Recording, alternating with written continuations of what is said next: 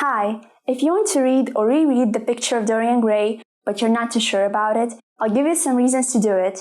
I'll talk about the plot just a little bit so I don't confuse anyone. Then I'll move on to some themes and topics worth exploring in the text. In the beginning, we meet a sensitive artist who is completing the portrait of a beautiful young man, our title character. The artist practically worships him. One day, Lord Henry, the painter's cynical friend, visits him, and they talk about the painting. Basil, the artist, doesn't want to introduce him to Dorian. He wants to protect his impressionable muse from bad influence. He doesn't have a choice though. Henry is so witty and charismatic that the young man is impressed. He wants him to stay and to talk to him while Basil is painting. Henry encourages him to yield to temptation and to pursue pleasure.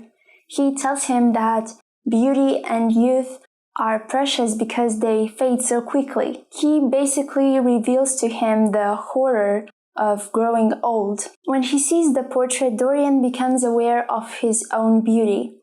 He says, "If only it were I who was to be always young and the picture who was to grow old. For that, I would give my soul for that." This happens in the first 2 chapters, and the rest of the book presents the repercussions of this wish. It explores such themes as the duality of man, the balance of body and soul, sin and redemption, narcissism, friendship, relationship, and so on. Victorian ideals include earnestness, virtue, and restraint. Most Victorians believed that art should be moral or useful. Aesthetes, on the other hand, believed that the arts should provide refined sensuous pleasure rather than convey moral messages. The book we read today is different from its serialized version in 1890. The first version was heavily criticized. Some critics believed that it would corrupt the young readers. They called it garbage of the French decadence, perverted, unmanly, unnatural, sickening, poisonous, and so on, all the words that stood for gay. Wilde reduced the number of romantic gestures, added new chapters, and a preface. In the preface, he wrote that there's no such thing as a moral or an immoral book. Different criteria were used across time and culture, therefore, limiting a piece of writing to one of them would be unfair. Wilde was interested in Hellenism, and you can see it in his works too. For instance, the name of the title character comes from the Dorian people of ancient Greece. Most critics connect the references to Greek culture in the novel to homosexual love. As in ancient Greece there was a strong appreciation for young men, Dorian becomes obsessed with his youth and beauty after seeing his portrait. Lord Henry becomes his mentor, and their relationship is similar to the one between men according to the Hellenistic ideal, but instead of improving the young man, he corrupts him. Of course, you could interpret the connection between Dorian and Henry and Dorian and Basil as friendship, if that's what you want. The first time I read The Picture of Dorian Gray, I didn't care much for the title character. Lord Henry and Basil overshadowed him. Both men give Dorian a part of their soul, the artist by painting his portrait, and Lord Henry by driving him to indulge in his destructive appetites. For Basil, Dorian is more of a symbol rather than a person.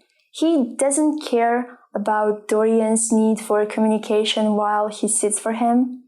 He is too absorbed by the image to interact with the soul. For Henry, Dorian is a sort of experiment. Just as he manages to attract the young man with his witty paradoxes, he manages to charm most readers, so much so that they assume that he practices what he preaches. Well, he likes to watch more than he likes to act. Selling one's soul to the devil for vanity reasons is one of the central themes in the novel. Dorian's wish comes true, and he sees that the portrait is a visual representation of his soul, taking upon it all signs of sins and age. The shadow consists of morally objectionable tendencies as well as constructive and creative qualities that we are reluctant to face. Dorian can face only his beauty, because he has nothing else to offer.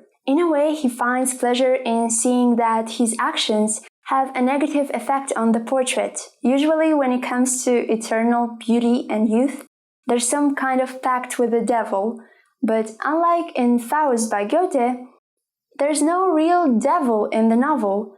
There's only the strong wish of a young, beautiful man to remain this way forever, to eat the forbidden fruit and to know that someone else has to endure the consequences. This book is so popular and quotable that it doesn't need any advertising. But just in case you haven't read it yet, here are some things that you should know. It's not a challenging read, so you can understand it even without any background knowledge of aestheticism and hedonism and Oscar Wilde's biography and Walter Pater's essays. It can also be a satisfying reread. You can have a different approach the second or third time. The first time you might be too busy underlying passages of beautiful prose to notice other things. Don't expect it to be scary or you'll be disappointed. You won't like it if you want action, if you want the narrative to be to the point.